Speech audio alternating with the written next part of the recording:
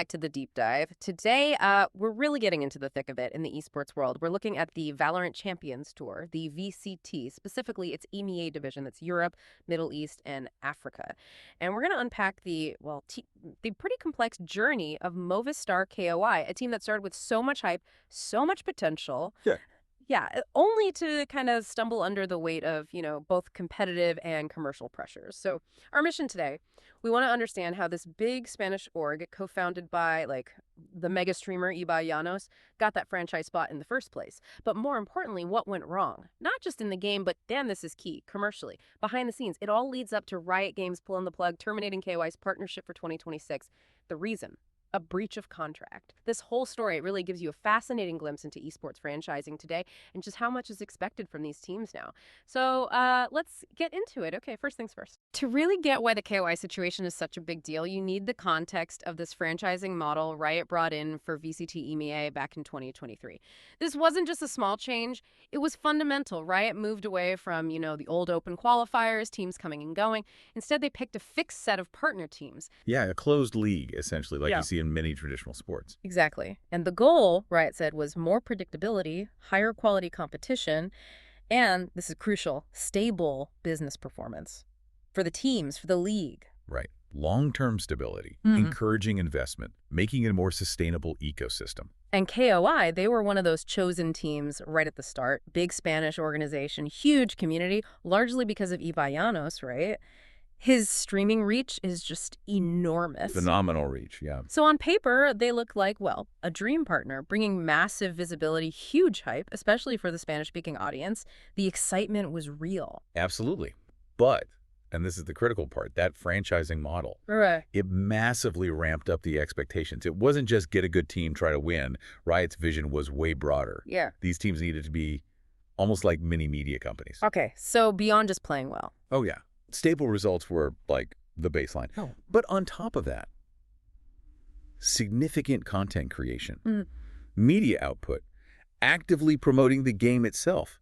Think about pushing in-game skin sales, those cosmetic bundles, setting up co-streaming deals, fulfilling a whole list of obligations in that contract. A whole ecosystem, like you said, not just a roster. Precisely. That's a really important point. So when Riot talks about stable competitive performance under franchising, what does that really mean? Is it just don't finish last every time? Or is it more? It's definitely more nuanced than just wins and losses. Stable performance implies, being consistently competitive, keeping the league interesting for fans. It means showing growth, adapting to the game, investing in players and staff. Basically, Riot expects you to be at least pushing for playoffs sometimes. Not just making up the number. Exactly. You can't just be stuck at the bottom split after split. Every team needs to add value, add to the watchability, make every match count, ideally. Okay, so those were the high expectations. Now, the tough part, how did KOI actually do across all those areas? And, despite that huge initial buzz, the reality is KOI often struggled a lot. In VCT EMEA, the big competitive stat that kind of sums it up, they never made playoffs, not once, in any regional event under the partner model. Never got to postseason, yeah. In 2024, 2025, they were consistently near the bottom. I remember 2024 split one, they finished dead last. 1 win, 8 losses. Oof. Yeah. It was just rough. Poor win rates, long losing streaks. It wasn't the performance anyone hoped for. And as tough as that competitive side was, it really was only part of the picture Riot was looking at. Yeah. If we connect it back to those broader partner expectations, the non-competitive stuff, that became equally, maybe even more critical here. Content, streaming. Exactly. Riot had specific requirements, obligations, co-stream VCT matches, produce content that fits the franchise partner brand, engage the audience in ways they could measure. They needed KOI to be a major marketing arm, essentially, not just field a team. Which leads us to the commercial side, and specifically, those in-game skin sales. Oh, yes, the cosmetics. Riot sees that as a really tangible metric. Yeah. How well is a team connecting with fans? How well are they driving revenue back into the ecosystem? Partners are expected to promote these items, the team bundles, the league skins. Use their platform to sell them, basically. Pretty much. And here's the kicker, according to our sources. KOI reportedly had really low skin sales in 2025. Like the worst performance among all partners on that specific metric. Wow. Worst in the league on skins. That's significant. It is, because it signals a failure, not just in-game, but in the core business models of the partnership. So putting it all together, the message from Riot seems pretty clear then. Being a franchise partner isn't just about popularity or even wins sometimes. It's this whole package deal, right? The content, the fan engagement, the sales, promoting the game. It's a much bigger definition of performance. You've hit the nail on the head. It's holistic. And when you combine the poor results in-game, the issues with content obligations, and then these commercial shortfalls like the skin sales, well, you can see how it led to where it did. Which brings us to September 2025. The big news drops. Riot Games officially terminates KOI's partnership agreement, effective for 2026. And the official reason given, breach of contract. Serious words. Very serious. And our sources break down Riot's claims for why they considered it a breach, and it lines up exactly with what we've been discussing. First, the competitive results. Consistently failing to meet what Riot saw as minimum performance levels for a partner. Okay, that's straightforward enough. Second, and this seemed really critical, was failing on those content and co-streaming duties. Riot specifically mentioned KOI not co-streaming matches often enough as required, and also a failure related to eBuy or whoever the main streaming asset was meant to be, either failing to maintain that commitment or replace it adequately if he wasn't available. So relying maybe too much on one personality and not having a backup or structure. That seems to be part of the implication, yes. It suggests a potential structural issue in fulfilling those ongoing streaming obligations consistently. And third, those really low skin sales in 2025. A clear sign they weren't meeting a key requirement around revenue or promotion through cosmetics. A commercial failure, essentially. Okay, from Riot's perspective, hearing those details, it sounds pretty damning. But like always, there are two sides. What was KOI's response? Did they just accept it? Our sources mentioned they admitted some issues. That's right. KOI's founders did acknowledge, they underperformed in some areas. But, and this is a big but, they really disputed how it all went down. Their main claim. Very little warning. Or at least not enough clear warning that termination was actually on the table, and not enough time or opportunity to fix the problems Riot raised. So they felt blindsided. That seems to be their perspective. They stated they were actively working on things, hiring new coaches, planning a roster rebuild for 2026. They also said they'd offered alternatives to Riot to try and comply, especially around the content and streaming stuff.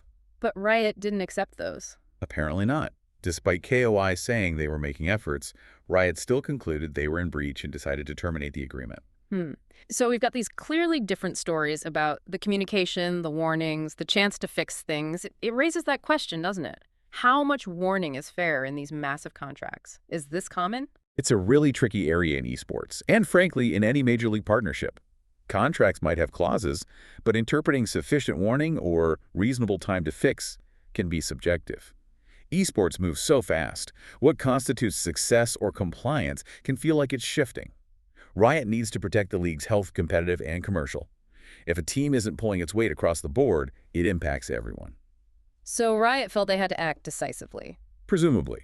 But from KOI's view, if the goalposts or the consequences aren't crystal clear with a defined path to get back on track, it could feel abrupt and unfair. There's definite tension there. And the immediate fallout was pretty swift. KOI spot in VCT EMEA for 2026, up for grabs. Riot started looking for a replacement org. All the KOI Valorant players, the main staff, free agents, their contracts were basically voided. A tough situation for them, suddenly looking for new teams. Yeah. And while KOI's academy team, KOI Phoenix, is still playing in lower tiers, the main team, out of the franchise league, a really sudden end to their top-flight VC2 run. And this whole situation, it really has massive implications for you listening, for the whole esports industry. The huge takeaway. Franchising is not just about winning matches. That's maybe the clearest message here. It's about revenue. It's about brand, content, community, and strictly following all those non-competitive rules in the contract. The business side is just as important, maybe more so sometimes. It certainly seems that way in this case. League organizers like Riot, they're holding teams accountable across the board. Visibility, engagement, merch, those skin sales, streaming duties, they're vital signs of a partner's health, as important as match results. It also brings up those tough questions about fairness, How much notice is enough? What chances are teams given to turn things around, especially on complex issues like content strategy or sales? How transparent are the metrics Riot uses? KOI and a lot of the community online definitely raised concerns about how Riot handled it, the perceived lack of warning. Yeah, the communication breakdown seems key. Absolutely. Yeah. It highlights that even with formal contracts, clear communication and a fair process for fixing problems are still incredibly important. And the precedent this sets, it's huge. Every other franchise team, not just in VCT, but potentially in other leagues too, is watching. They can clearly see now if you underperform on the non-match stuff, content, marketing, sales, the risk is just as real as having a bad season in the game. The consequences can be just as severe. The business of esports just got very real, very demanding. So wrapping this up, what we've dug into today is KOI's exit from VCT EMEA, a decision by Riot based on a breach of contract, driven by a mix of things. Poor competitive results, yes, but also those really low skin sales and failing to meet content and co-streaming obligations. A multifaceted failure, according to Riot. Right.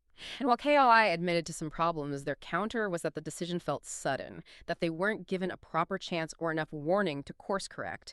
It really does show that double-edged sword of franchising, doesn't it? You get stability, you get potential, but the demands are immense across everything: gameplay, business, brand.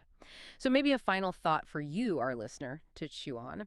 How can organizations realistically prepare for these massive multidimensional demands? And what's the responsibility of the league organizers like Riot to make sure the process is transparent, the communication is clear, and the enforcement feels fair when these complex contracts are involved? It's a fascinating and sometimes, brutal intersection of sport, business, and community. Thanks for joining us on this deep dive today. Hopefully you got some valuable insights. Keep exploring these complex dynamics.